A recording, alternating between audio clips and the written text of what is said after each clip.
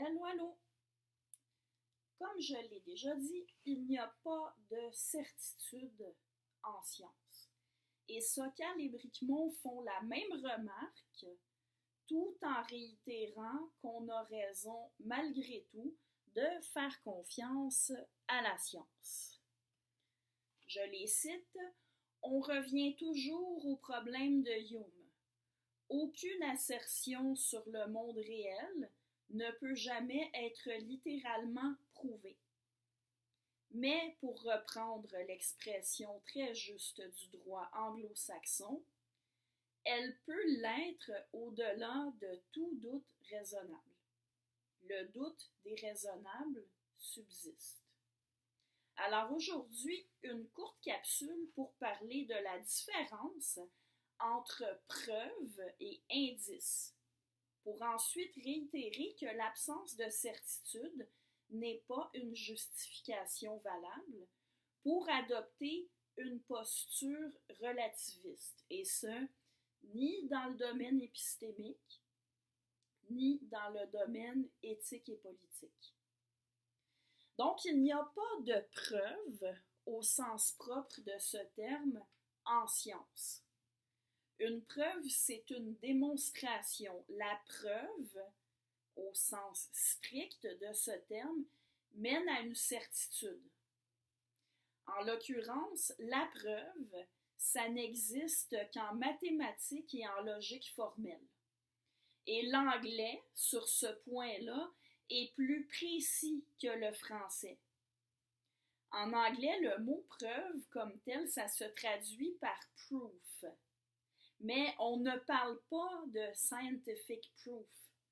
On parle de scientific evidences. La traduction française du mot evidence, c'est indice. Alors, je ne sais pas pourquoi on parle de preuves scientifiques plutôt que d'indices scientifiques en français, mais je soupçonne que c'est parce que le mot indice ne paraît pas assez fort. En effet, en anglais, il y a deux traductions pour indice. Il y a evidence, que je viens de mentionner, mais il y a aussi la traduction clue. Une evidence, c'est plus fort qu'un clou. Mais peut-être que le mot indice en français évoque davantage le genre d'indice qu'on va retrouver dans, par exemple, un jeu de chasse au trésor que le genre d'indices avec lesquels les scientifiques travaillent. Et que c'est pour ça qu'on a l'habitude de parler de preuves scientifiques. Mais de toute façon, des preuves au sens strict de ce terme, il n'y en a pas en science. Tout en comparant la science avec la rationalité ordinaire, comme je l'ai mentionné dans la troisième capsule de cette série, Sokal et Bricmont font une comparaison tout à fait pertinente entre la science et les enquêtes policières. Et on peut aussi comparer avec l'approche des tribunaux. Là encore, vous remarquerez qu'en français, on a tendance à dire que les tribunaux tranchent en fonction des preuves, que la police cherche ou trouve des preuves. Mais en réalité, les tribunaux n'utilisent pas des preuves et les policiers non plus. Ils utilisent des indices. En anglais, dans ces contextes-là aussi, on parle d'evidence et non de proofs. Alors, au criminel, à tout le moins, un tribunal doit rendre un verdict de culpabilité uniquement si la culpabilité semble avérée hors de tout doute raisonnable. Sokal et Bricmont formulent fort bien la chose quand ils écrivent « Le doute déraisonnable subsiste ». Alors ça, c'est vrai dans une affaire criminelle jugée par un tribunal, et c'est aussi vrai en science. le doute déraisonnable subsiste, mais on n'est pas obligé de s'arrêter à ça pour autant. Que la science n'apporte ni certitude ni vérité complète, absolue, ne change pas que c'est la meilleure approche dont on dispose pour obtenir une connaissance utile du monde dans lequel on vit. Ça ne change rien non plus à cet argument de Sokal et Bricmont. On se fie à la méthode empirique et à certains types de raisonnement dans la vie de tous les jours. C'est contradictoire de rejeter les mêmes procédés quand ils sont utilisés de manière d'autant plus fiable qu'ils sont mieux contrôlés. Autrement dit, c'est contradictoire de rejeter la science. J'ajoute que les limites de la science, tout ce qu'elle prouve, c'est les limites de la science. Elle ne prouve pas la validité d'autres discours comme les religions ou l'astrologie.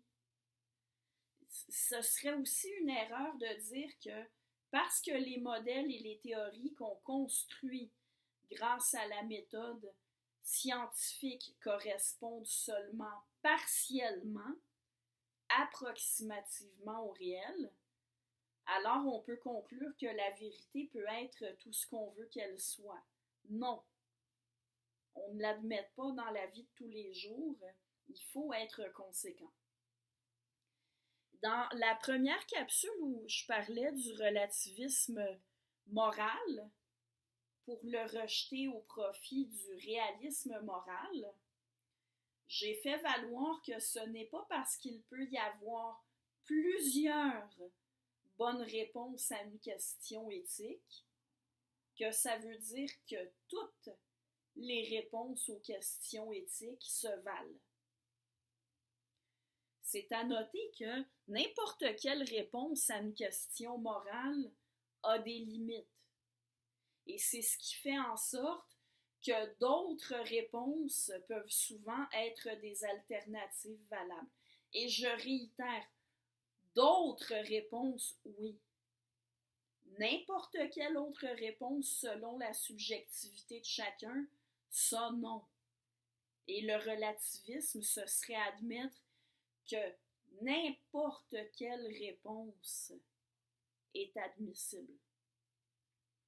Alors, entre autres, si on regarde la tradition éthique occidentale depuis les Lumières, l'éthique kantienne et l'éthique utilitariste perdurent toutes les deux, sans qu'aucune des deux ne puisse supplanter sa rivale.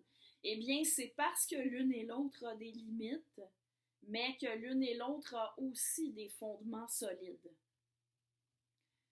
L'objection que je viens de faire au relativisme, Sokal et Bricmont font exactement la même objection quant à l'argument, j'ai dit les théories éthiques ont des limites, on pourrait dire que la science a des limites, que les théories scientifiques ont des limites. Chaque théorie, chaque méthodologie a ses limites. Mais oui, et il faut en avoir conscience. Mais il faut aussi se garder d'en conclure que toutes les croyances se valent et qu'aucune connaissance, même partielle, n'est envisageable. À la prochaine!